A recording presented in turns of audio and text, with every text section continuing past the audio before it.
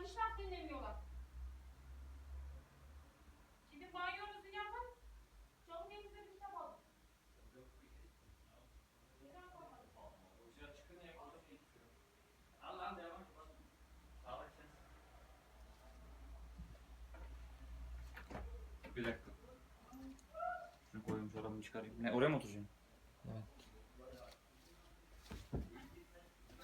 Evet, Can Ayr'ın son bölümüne hemen geçelim.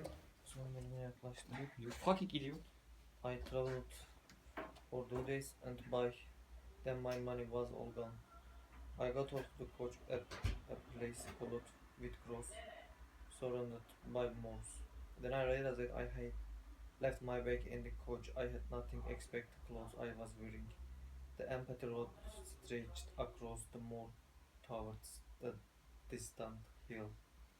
I found a grassy hollow on the moor and lay down to sleep.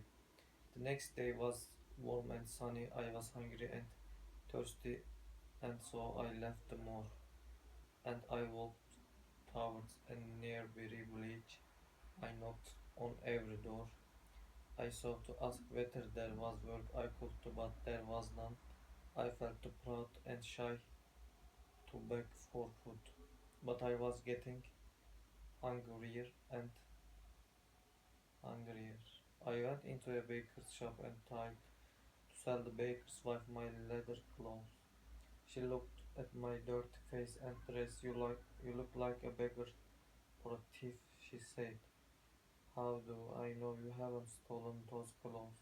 By the end of the day, I was so hungry that I had no pride left, and I asked a farmer for a piece of bread as he ate his supper in the fields. That was the only food I had for 2 days. I slept on the moor again. The night was colder and the ground was damp. On the third day I went from house to house again in my search for a job. No one would help me, and I felt weak and ill. Good, I thought. Why should I fight to stay alive when I have nothing to live for? As night began to fall again, I stood alone on the moor. It was uh, it was rainy and stormy, and I felt desperate for shelter. I saw a light in the distance and decided to try to reach it. Rain beat down on me, and a morning wind swept over the moor as I stumbled around stony ground.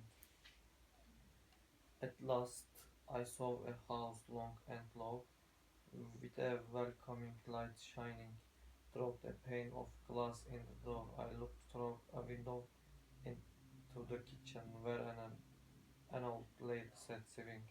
Two young ladies sat at the table studying books, looking up from time to point something out to one another. The kitchen looked so warm and peaceful, and the ladies so intelligent and kind that I decided to knock on the door and ask for help. The old lady answered it. What do you want? She said. May I speak to the ladies of the house? I asked. Who are you? Where do you come from? I'm desperate. I'm looking for somewhere to shelter for the night and something to eat.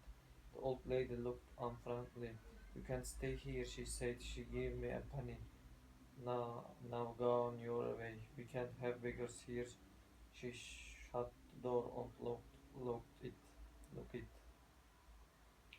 I sank on the wet doorstep and groaned with despair. I didn't have the strength to walk any further, so I lay down with my head in my hands. If God wished it, let me die here, I sighed. All men must die, came a voice near me. I looked up. A good-looking young man stood there. I knocked the lady on the door, and the old lady threw it open. Mr. John, coming quickly. We must be wet and cold, and there is beggar woman hanging around outside. She's still here. Let her in, Hannah, said the man. I want to talk to her. He helped me up and led me into the hall where I stood, shivering and dripping with water. The girl rushed towards me. She looked sick. She's as white as a stick. They brought me to chair. and I collapsed into the one of the ladies began to feed me some bread and milk. He's starving. What is your name? One asked. One asked.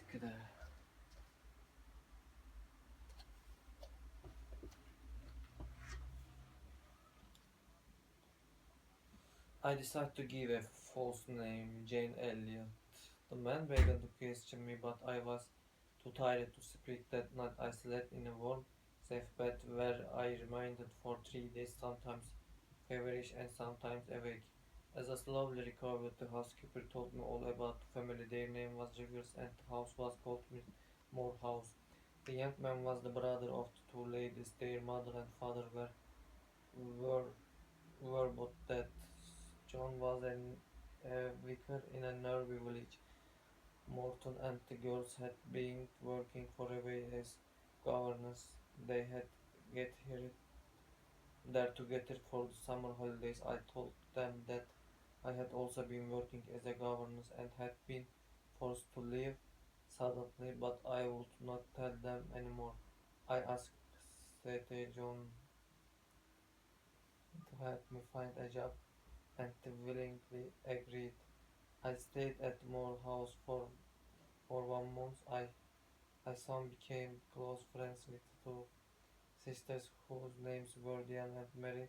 I worked with them in the house and walked with them on the moors that lay all around it purple with heather. Diana began teaching me German and I helped to teach. Mary Drowning said John did not often spend time with us. He was too busy. He visited the poor and sick in Morton and worked continually writing and reading. Days passed like hours and weeks like days. Soon, however, the holidays came to the end. Mary and Teeny prepared to go to back work, and St. Johnston had returned to his surgeon and Morton with Hannah. I did not know where I would go. Asked St. Johnson whether he had found a job for me. There is a job for you, but it is not well paid, he told me. Perhaps you won't want it. He told me that although there was a school for boys in Morton, there was not one for girls, so he had arranged to open one. He had rented a building with a contract for a teach to live in and had asked for financial help from rich old people living in the area. The daughter of a local factory owner had paid for the furniture and agreed to pay a young girl to help the teacher. Will you be a teacher? He asked me. I don't think you will want to stay forever. You will feel confident. The girls will be from poor families and you will be teaching them simple tasks. Your life might be dull and lonely. I accept your job gladly. I will open the school next week. He looked at me for a moment and shook his head. You won't stay long. I can see in your eyes that you long for a more active life. I recognize your restlessness, Jane, because I am also restless. I long for harder challenges. Dinah and Mary were set dear.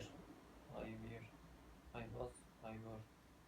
Mary were set to leave Morehouse one morning. Dinah told me that St. Johnston was planning to become a missionary abroad. Perhaps they would not see him for many years. Perhaps they would never see him again. He is fixed in his decision and he is stubborn. He is only one ambition, and it is to teach others about good. Just at that moment, St. Justin came in reading a letter. Finish. Finish work. My work finished.